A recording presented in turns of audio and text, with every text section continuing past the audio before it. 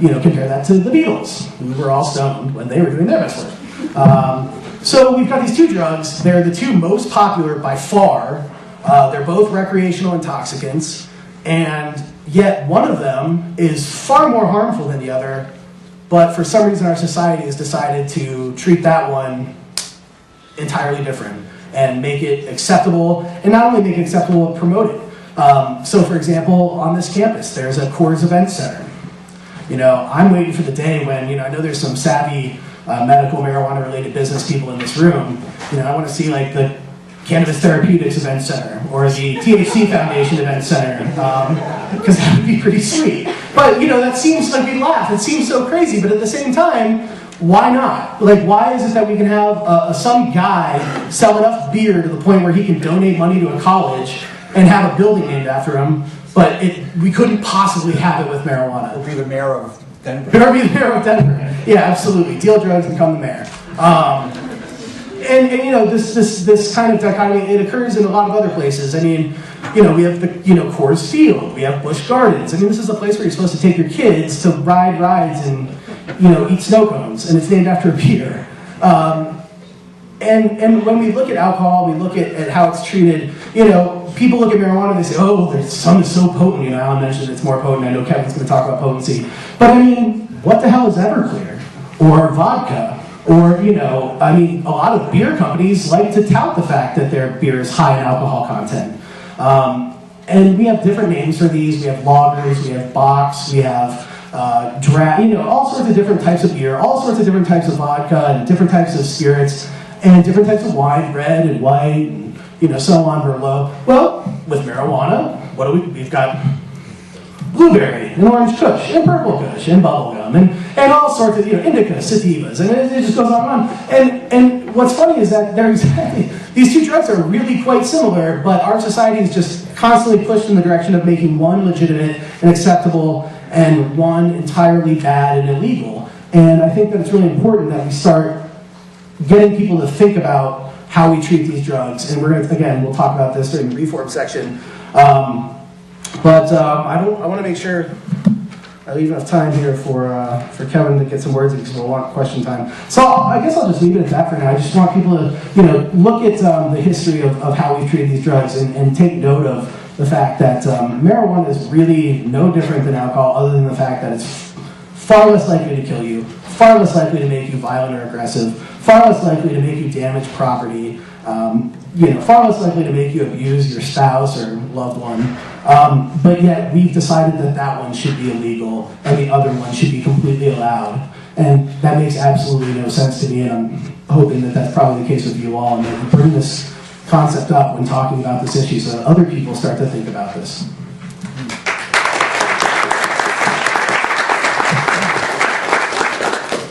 Well, first of all, is there anybody in this room who doesn't smoke pot? I think the better question is, hasn't smoked pot, so that we're not self-incriminating. Well, that's okay. Now, to me, those are some of the most important people in here. I mean, the ones who are willing to sit through all this and be a part of this whole agenda, who aren't necessarily in it because they're stoners or want to smoke pot. Because that's what this movement needs more of. Because the outside perception of this whole movement, you know, even with the whole 420 smokeout thing, let's all be honest, is that it's just a bunch of people wanting to get stoned. And that's usually going to be the overall criticism for everybody. But at the same time, it's okay for people to go to ball games and get drunk off their asses every night. A statistic in my film that I repeated all my lectures that was given by Judge Gray, who's an Orange County Superior Judge, is that 85% of all illegal drug users only smoke marijuana. Hey, think about that. Only smoke marijuana. 85% of all illegal drug users. So it's important for us to all keep in mind, like, why this prohibition is continuing. It's really just all about money.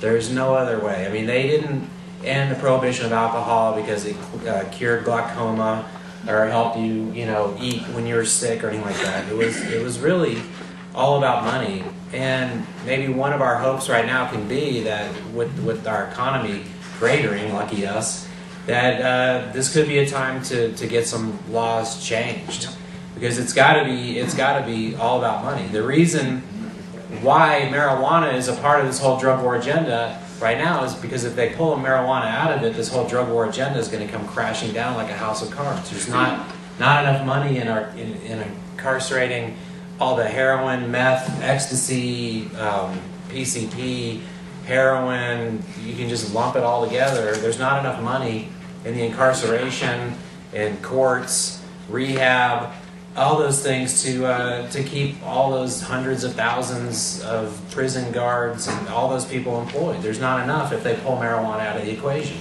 So it's us as a society is going to have to figure out how do we make this transition where we're not going to just like boot all these people out on the street. You know, it's one thing to like, you know, have like bad feelings towards like a drug agent. And what's funny, when I was making the film, when you get these people alone in a car, or a cop, or anybody, even like Judge Joe out in the desert in Arizona is in my film. Sheriff Joe. What am I saying? And Sheriff Joe Arpaio. When you get these people alone and you look them in the eyes and you're like, and you're always like going, you don't really believe marijuana is bad for you, and they're like, nah, I know it's not, right? So it's a real kind of group thing.